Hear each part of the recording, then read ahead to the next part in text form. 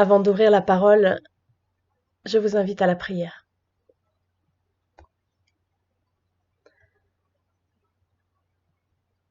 Seigneur, nous voulons te bénir ce matin pour ta présence, pour ton amour, pour ta patience envers nous. Nous voulons te bénir pour cette parole que tu veux nous donner maintenant. Et nous te demandons, Seigneur, que nous soyons disponibles dans nos cœurs pour laisser l'Esprit Saint agir en nous et nous transformer, pour que nous te laissions nous parler.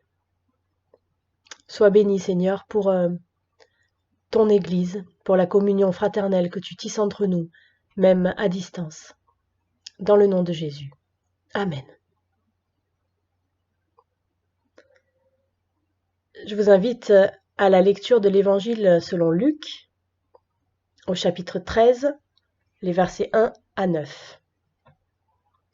Luc, chapitre 13, versets 1 à 9.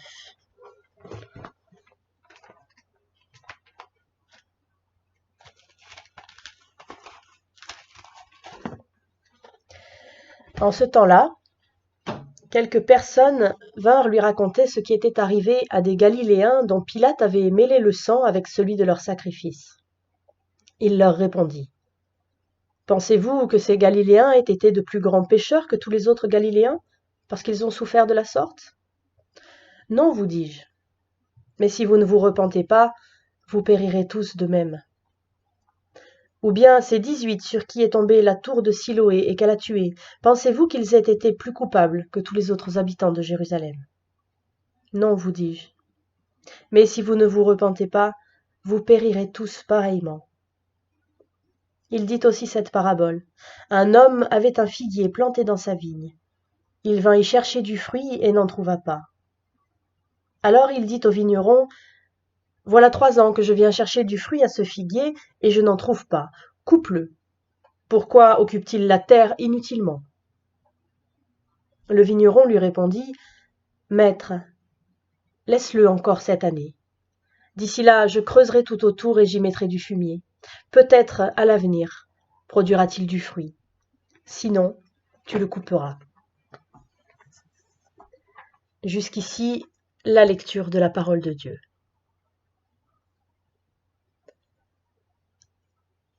Un dictateur qui massacre des habitants pendant qu'ils célèbrent leur culte, un bâtiment qui s'écroule et tue 18 personnes. Voilà 2 faits divers parmi beaucoup d'autres. Nos moyens d'information nous en rapportent des quantités dans le même genre. Population massacrée, affamée volontairement, accidents de chemin de fer ou d'avion. C'est notre ration quotidienne d'horreur. Comment réagissons-nous à ces nouvelles tragiques quand le malheur arrive aux autres ? Peut-être par un peu de pitié, par une petite participation financière pour aider les victimes, ou parfois par l'indifférence de ceux qui sont gavés d'informations. Quand c'est nous qui subissons le malheur, peut-être sommes-nous tentés de soupirer comme le font certains. Mais qu'est-ce que j'ai fait au bon Dieu pour mériter ça ? Le ça en question peut être très grave ou beaucoup moins. On retrouve dans cette phrase 2 éléments importants. La mise en cause de Dieu dans ce qui arrive, nous dédouanant nous-mêmes à bon compte, et aussi l'affirmation de notre innocence. Je n'ai rien fait qui mérite ça. Ou plus exactement, en réunissant les deux, comme ce que j'ai fait ne peut pas être la cause du malheur qui me frappe, l'auteur de mon malheur ne peut être que Dieu, directement ou indirectement. Si ces points de vue sont couramment partagés dans l'ensemble des sociétés humaines, ils ne sont pas partagés par Jésus.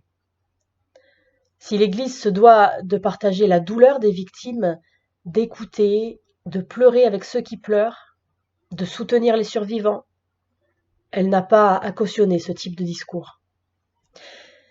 Les 2 parties du passage du jour nous donnent aussi 2 clés pour envisager une autre parole sur de tels événements et sur le message de l'Évangile de manière plus générale. Aujourd'hui, nous sommes rejoints dans l'actualité puisque nous vivons un temps très étrange de pandémie et de confinement, temps pendant lequel nous sommes appelés à vivre notre temps autrement et à repenser nos priorités. La question qui se pose à nous comme aux protagonistes de ce récit, c'est celle de notre réaction. Comment réagissons-nous à ce que nous ne comprenons pas? Avec quel filtre lisons-nous les événements? Incroyable de voir à quel point ce texte est d'actualité. La Bible n'est pas coupée de nos réalités. La manière d'aborder la situation dans ce texte peut peut-être à première lecture nous paraître abrupte et sans sentiment. La condoléance est présente ailleurs dans la Bible. Mais partons du texte.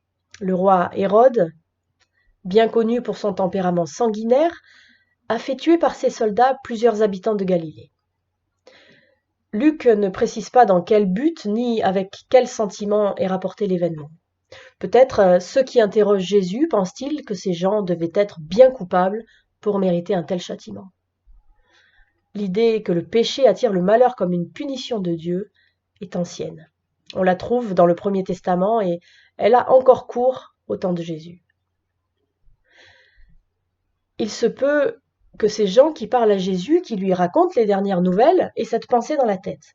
Peut-être attendent-ils que Jésus abonde dans ce sens-là, on ne sait pas. Mais Jésus ne confirme rien du tout, au contraire, ces pauvres gens tués sur ordre d'Hérode n'étaient pas plus coupables que les autres. Et il raconte cet autre fait divers, une des tours de Jérusalem qui tombe et tue 18 personnes. Ces 18-là non plus ne sont pas punis pour leurs crimes. Jésus renverse l'opinion courante. Non, les victimes ne sont pas plus coupables que ceux que la vie a préservés jusqu'à maintenant. Tout le monde est également coupable. Tous sont également pécheurs. Il n'existe pas d'exception. Nous aussi, nous sommes des pécheurs. Nous aussi risquons de subir les mêmes malheurs. Personne ne peut être assez orgueilleux pour se croire à l'abri. Je ne sais pas à quelle époque le changement s'est opéré de la victime certainement coupable à la victime certainement innocente. Mais il reste que l'ensemble de la société humaine se pense parfaitement innocent, ou disons, pas coupable au point de mériter ça. Or, l'Évangile va à l'encontre de ce point de vue en prenant le total contrepoint, puisqu'elle nous dit « Il n'y a pas de juste, pas même un seul. Tous sont coupables, tous sont pécheurs, moi, vous, eux, tous. Il n'y a pas de victime innocente, pas une seule. Ou plutôt si, mais alors une seule. Jésus, sur la croix. Lui, fils de Dieu, lui sans péché, il est victime innocente. Il est la victime innocente. Comme il arrive souvent, cette vérité proférée par Jésus est dure à entendre, dure à encaisser. Et pourtant, si nous réfléchissons un peu sans chercher de faux fuyants, sans essayer de nous excuser, nous comprendrons vite que nous sommes effectivement responsables et donc réellement coupables et réellement pécheurs lorsque surviennent des catastrophes, parfois dans le genre de celles que l'évangéliste Luc rapporte. Si vous ne vous convertissez, vous périrez tous de même, répond Jésus. On ne peut pas dire que Jésus fait preuve ici de beaucoup de psychologie. Une question lui est posée, une question qui travaille beaucoup de nos contemporains encore aujourd'hui. Pourquoi tant d'innocents souffrent-ils et meurent-ils? Et Jésus lance un avertissement, ou du moins une exhortation à se convertir sans tarder. On peut dire qu'il ne cherche pas à plaire. Il y a bien d'autres occasions où on constate cela chez Jésus, il ne cherche pas à plaire. Et ici, la question de la souffrance des innocents, il n'y répond tout simplement pas. Pourtant, elle nous paraît essentielle, incontournable. Jésus n'y répond pas. En revanche, il nous appelle à nous convertir sans attendre. Et s'il y avait dans cette réponse abrupte de Jésus une profonde sagesse pour nos vies? Avons-nous vraiment besoin de savoir pourquoi les innocents souffrent? Le silence de Jésus sur la question nous laisse penser qu'il y a quelque chose de plus important que d'avoir réponse à tout.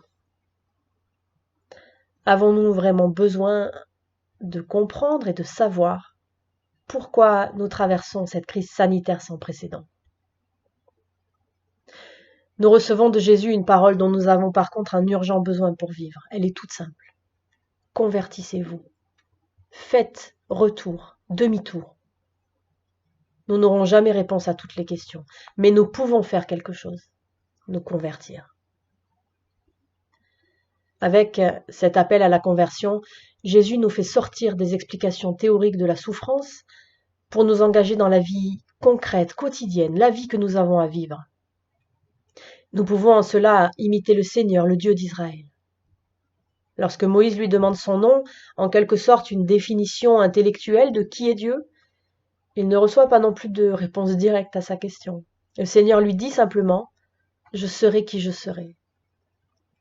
Comme pour dire « Je m'engage avec vous dans votre histoire de souffrance, dans les événements que vous allez vivre, vous me découvrirez, vous connaîtrez qui je suis ».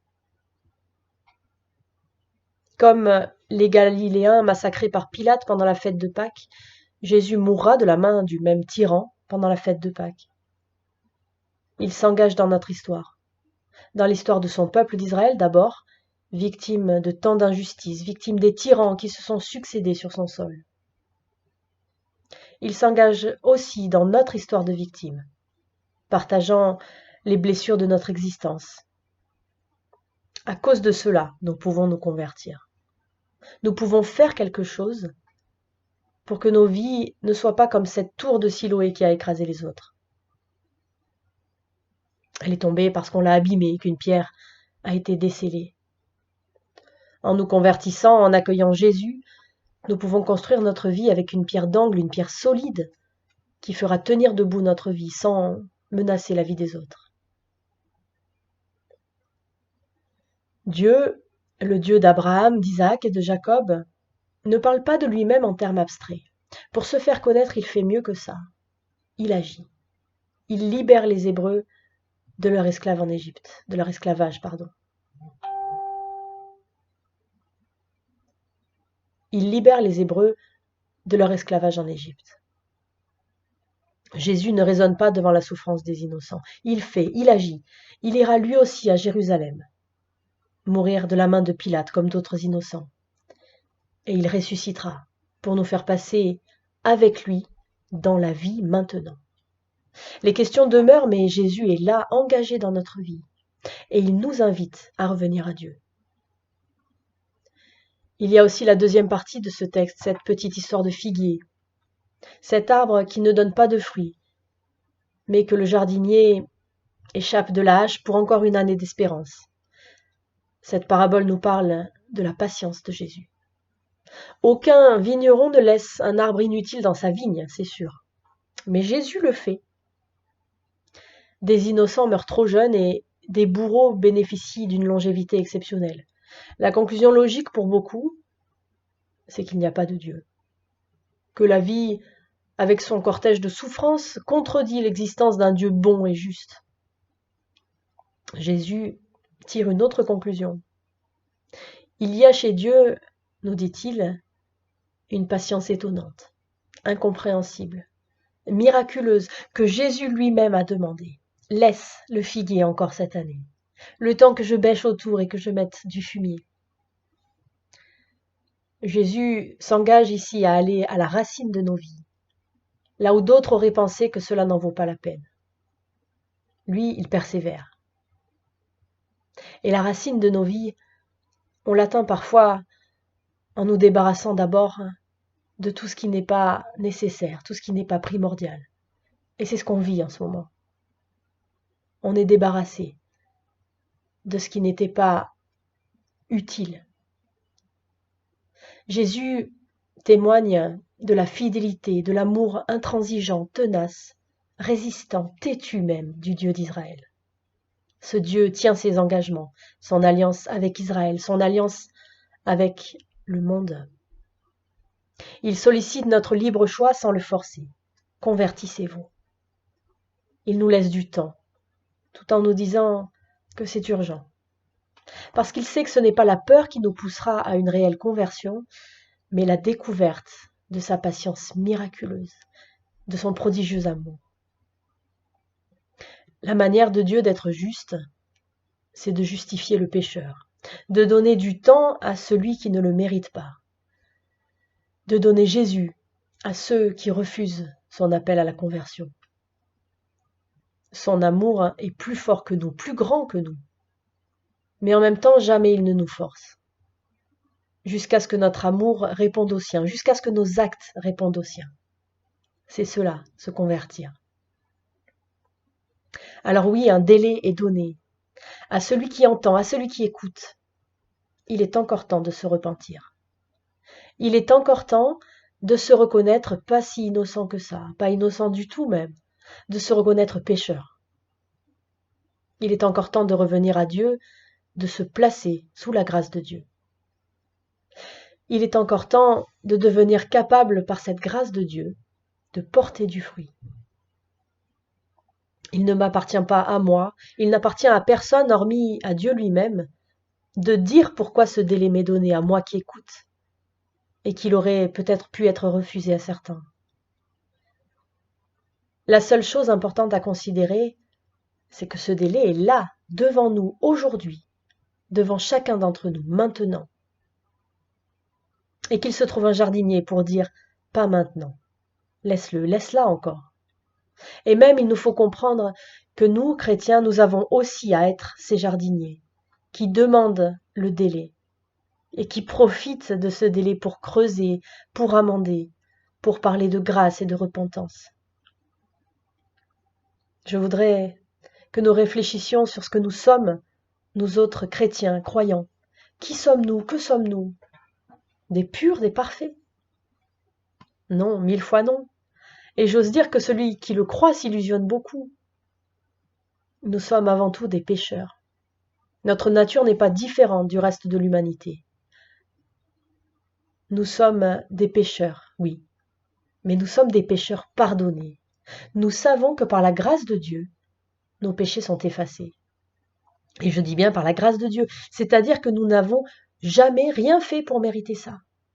S'il y a quelqu'un qui pense mériter son salut, il se trompe lui-même. Nous sommes des pécheurs pardonnés et nous le savons. Nous le savons et nous l'avons accepté.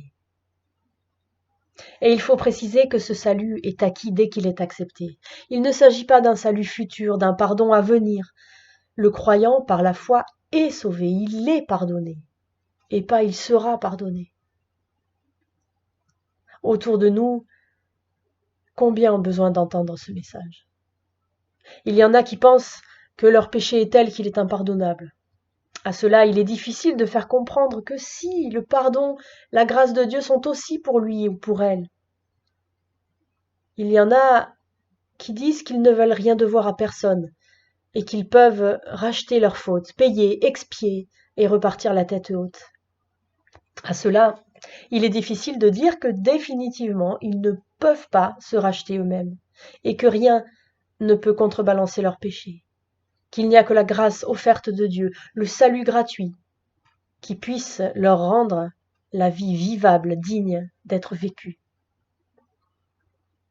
Venons-en maintenant à ce mot si fréquent dans la Bible et sur lequel insiste notre texte, c'est le mot repentance. Si vous ne vous repentez pas, si vous ne changez pas de vie, si vous ne vous convertissez pas, si vous ne changez pas de conduite, de comportement, ça dépend des versions du texte. Qu'est-ce qui est attendu? Plusieurs choses, consécutives ou simultanées, immédiates ou progressives. La prise de conscience du péché d'abord, des échecs, des ratages, des petites ou grandes catastrophes provoquées, du mal qui nous enveloppe si facilement. Bref, la prise de conscience de notre non-innocence, de notre culpabilité réelle et pas seulement imaginaire, maladive ou fictive. Deuxièmement, la volonté d'y mettre fin, de tourner le dos au péché et au mal, de se retourner vers une toute autre direction, de regarder ailleurs. La confiance placée dans la grâce de Dieu, c'est le troisième point qui est attendu. Dans cette grâce qui seule peut rendre possible une vie nouvelle, différente, qui partira dans une nouvelle direction, qui rendra possible un nouveau départ. Et ce qui rend possible cette repentance, c'est qu'il y a eu une vraie victime innocente, Jésus, mort sur la croix sans péché. Le prix a été payé. Le fruit digne de la repentance que nous devons porter ne nous servira à rien pour nous justifier. Nous ne pourrons pas nous en glorifier de quelque manière que ce soit. Nous devons tout à Jésus-Christ. Notre vie, notre salut, ce délai qui nous a permis de comprendre son amour et de nous mettre à porter ce fruit qu'il souhaite que nous portions. Que ce fruit soit une attitude, une action ou un témoignage, il est et reste le fruit de l'action de la grâce de Dieu, de son Esprit Saint en nous. Nous devons en permanence nous rendre disponibles à cet amour et à ce témoignage. Il nous faut rester auprès de nos contemporains pour leur témoigner de l'amour de Dieu, de ce Dieu qui n'est pas l'aveugle destructeur qu'ils pourraient penser dans leur colère, mais bien celui qui les aime et les attend. Celui qui leur donne du temps pour le regarder, pour regarder à la croix. Alors, si nous devions chercher un pourquoi à cette situation que nous vivons, à cette crise que le monde entier traverse, je crois que la réponse irait dans ce sens. La prise de conscience de ce délai, la remise en question de nos priorités, l'urgence de témoigner de notre Dieu dans ce monde qui a tout misé sur l'économie et le pouvoir alors même que tout cela s'écroule au premier virus. La réponse, c'est ce que les Juifs appellent Teshuvah, qui peut être traduit par repentance ou plus exactement retour à Dieu. Aujourd'hui, chers amis, l'occasion nous est donnée de revenir à Dieu. Dans notre cœur personnellement, dans nos familles, dans nos foyers, dans nos communautés, même si nous sommes séparés physiquement. Mais par la force de la prière, nous pouvons être unis. Revenir à Dieu dans notre monde aussi en disant « Nous supplions au nom de Christ, soyez réconciliés avec Dieu ». J'oserais terminer ce message en remerciant le Seigneur pour ce temps qu'il nous permet de vivre, même si c'est difficile. Le remercier parce qu'il s'approche de nous en même temps qu'il attend notre retour à lui. Le remercier parce qu'il nous donne une grille de lecture des événements qui n'est pas celle du monde. Le remercier parce qu'il nous réveille et qu'il nous veut veillants et priants en attendant son retour. Gloire te soit rendue, Seigneur Dieu, dans le nom de Jésus-Christ et par la puissance de l'Esprit Saint. Amen.